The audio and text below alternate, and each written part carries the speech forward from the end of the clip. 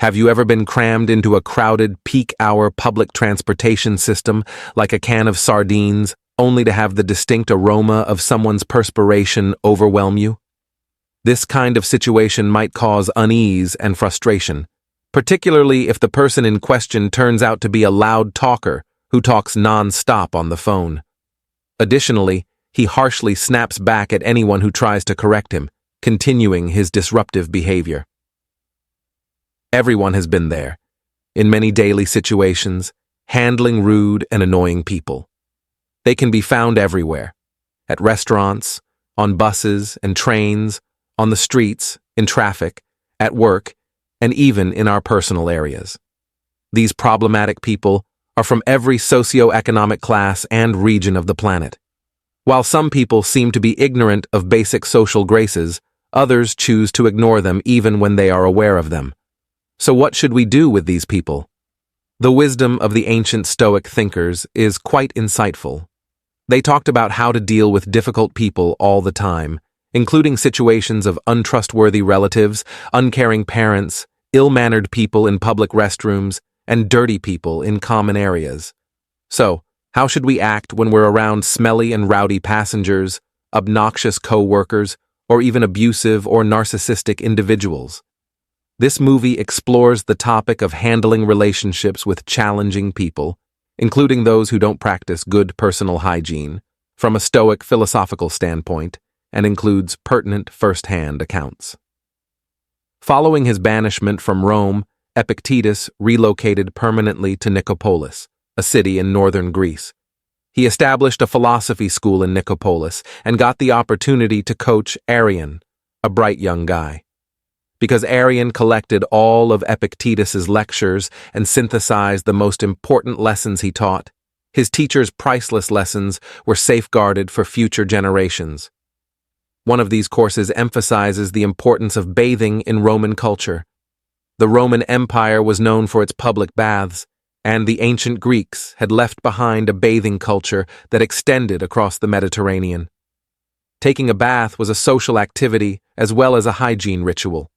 Romans used the public baths not just to wash themselves, but also to mingle, invite others to social events, and, for politicians, win over the electorate. For social reasons, public bathhouses drew in patrons who could afford private baths, as well as the wealthy. These locations offered an atmosphere for amusement, socializing, exercise, and leisure. But as you might expect, the variety of users in busy public areas eventually led to unwanted actions. A few bathers behaved carelessly, splattering water on other people, stealing items, or acting as though they were the owners of the facility. Reading works by Stoic authors makes one realize that difficult people have always existed and that human nature has mostly stayed unchanged throughout time. What then was Epictetus's counsel for handling the problematic people in his day? Epictetus counseled his pupils to consider the purpose of their everyday pursuits. Every circumstance, such as using a public bathhouse, is different. When attending such locations, one should be ready to deal with unfavorable circumstances, such as individuals splashing water, mayhem, rude language, yelling, intimidating conduct, or other annoyances. We won't be taken aback when these environmental, inherent conditions occur if we comprehend and accept them. What then does Epictetus recommend? He asserts that we should place more emphasis on keeping our composure and emotional control in the face of hardships than just the act of doing something, like taking a shower. If you remind yourself, "Now I'm going to bathe," keeping calmness and conformity with nature in my mind, you will act more appropriately, he stated. The same holds true for all other activities. Therefore, you will be ready to consider the following if a problem arises while taking a bath. My goal wasn't just to bathe. I also wanted to keep my mind in harmony with nature, and I will fail at this if I become irritated with the things that happen.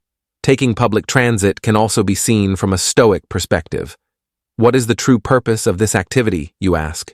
Do we really anticipate quiet, cozy public transportation that is always on schedule and staffed by kind people? Naturally, no.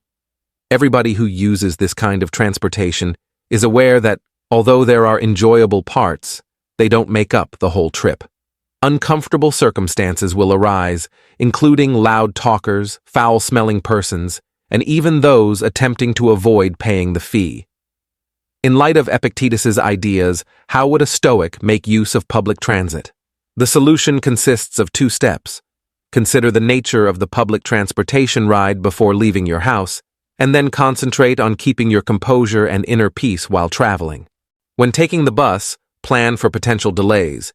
When taking the train, be ready to deal with uncooperative employees and unwelcoming patrons. By persevering thus far, you have demonstrated your sincere desire to apply Stoic knowledge to alter your life. I now want to extend an invitation to you to become a part of our amazing community of people who are searching for serenity. Click subscribe right now and enable the alert so you don't miss any of the insightful posts we make here. But before you leave, please leave a remark below saying, "I'm ready for the Stoic transformation. I'm curious to find out who the real self-awareness warriors are." If you like this video, please click the like button to express your gratitude. More people who are prepared to make a difference in their lives like you would benefit much from hearing these insightful insights. We appreciate your presence, your commitment to personal development, and your participation in this enlightening experience. As a Stoic and one of the greatest Roman emperors, Marcus Aurelius had to deal with a wide range of people on a daily basis, some of the most difficult ones. He interacted with haughty, demanding, unfair, and dishonest people. Being an emperor was a tremendous responsibility with many demands. Put yourself in the shoes of the most powerful person of the era. You would be the object of perpetual jealousy, with 1,000 people vying for your position and the fate of an entire empire resting on your judgment. In fact, Marcus Aurelius used journaling to ponder on many facets of life and human nature as part of his pursuit of knowledge and inner peace. His remarks touched on a variety of subjects, including coping with challenging individuals and, of course, human nature, purpose of life, and resilience in trying circumstances. Marcus Aurelius offers a Stoic solution in the cited example for handling something as commonplace and disagreeable as body sense. He tells us that rather than becoming irritated, we should apply empathy and reason to comprehend the circumstances and, if at all possible, assist the other person in realizing the issue. This is a reflection of a sensible and pragmatic approach to the teachings of the Stoics, which urge us to accept or show empathy for the actions and emotions of others and concentrate on our own controllable actions and reactions. Again, Epictetus's lessons are helpful when handling undesirable actions among close individuals, such as parents. He suggests that we approach difficult circumstances from a different perspective, trying to find a handle we can carry, or the viewpoint that enables us to address the circumstance in a more positive and healthy way. This frequently entails emphasizing the positive features of the relationship or the individual rather than lingering on the bad aspects. Nevertheless, even attempting to see the positive side, there are circumstances in which a person can be so poisonous that the relationship becomes unsustainable, as you correctly pointed out. To protect oneself in such situations, it might be essential to establish firm boundaries or even cut off contact with the individual. The Stoics placed a high importance on inner peace and knowledge and understood that shielding oneself from harmful influences could be the best course of action in some circumstances. In keeping with this subject, it's critical to keep in mind that Stoic principles do not call on us to submit to injustices or to do so without inquiry. They inspire us to behave in accordance with our morals and beliefs, constantly emphasizing the preservation of inner peace and the appropriate viewpoint on the circumstances and people in our immediate surroundings. They did acknowledge, though, that there are instances in which leaving is the best course of action when things get too bad.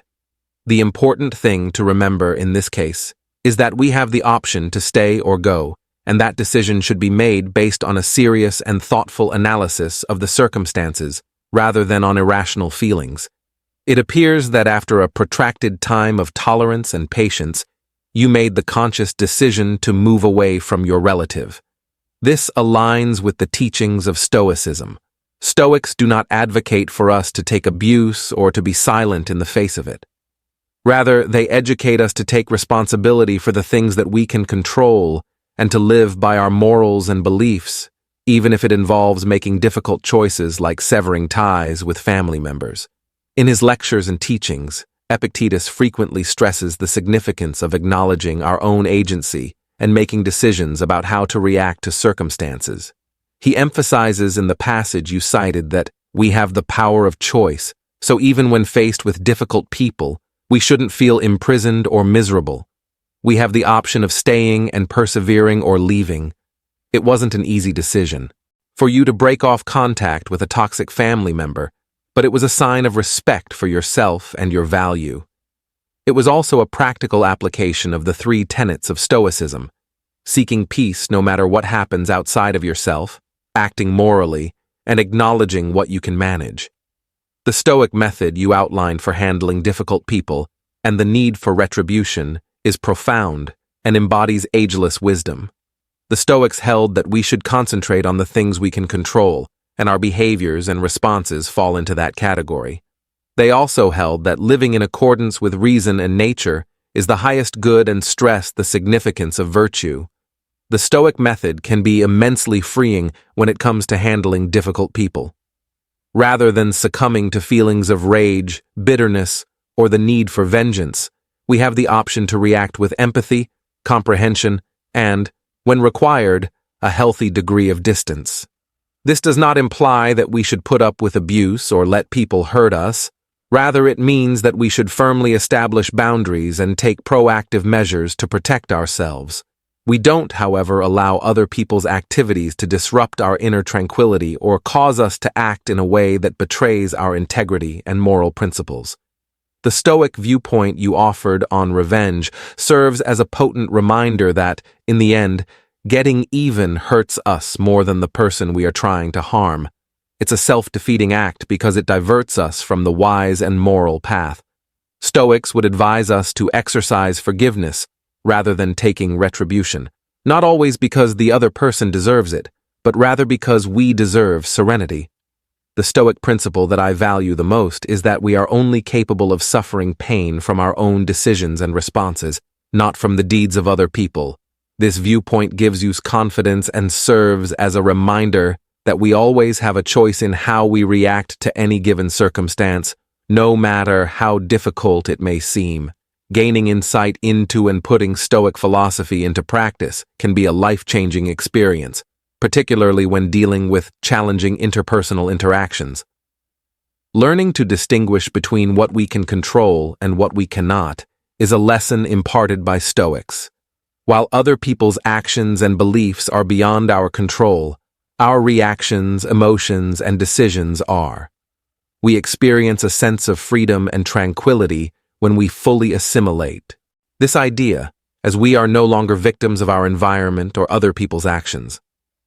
The Path of the Prosperous Stoic is an exciting booklet that will unlock your prosperity and abundance if you're looking to advance in your growth. In the pinned comment, a link. Furthermore, the Stoic school of thought emphasizes the value of living in line with our own nature and ideals as opposed to being motivated by fears of rejection or the need for approval. This is especially important when interacting with toxic or narcissistic people, such as the family member who was previously stated. Stoics would remind us that our value is determined by our own principles and values, not by what other people think of us. Instead, we should look within for internal validation. In this situation, the technique of distinguishing between what we can and cannot control is very helpful. We can pick how we react and engage with the tough person instead of trying to change them or get revenge on them, which is out of our control and will probably just make us more frustrated. We have the power to maintain our inner peace, establish appropriate boundaries, and choose when and how to interact or not. Amor fati, love of fate, is another important Stoic idea. This practice is accepting everything that occurs in our lives as a chance to grow and practice virtue, even obstacles and challenging people. Stoics advise us to accept and welcome reality as it is, believing that everything somehow advances the greater good, rather than wishing things were different. Finally, Stoics remind us that everything is transient. Relationships and challenging circumstances pass, just like our own lives do. This viewpoint can assist us in maintaining objectivity and preventing us from being enmeshed in grudges or fantasies of vengeance. Alternatively, we could decide to live in the moment, express thankfulness, and make an effort to live our principles regardless of what other people think or say. When regularly applied, the Stoic method can result in a life of integrity, wisdom, and inner serenity, independent of other people's actions or the situations outside of oneself. I hope everyone is with the Creator,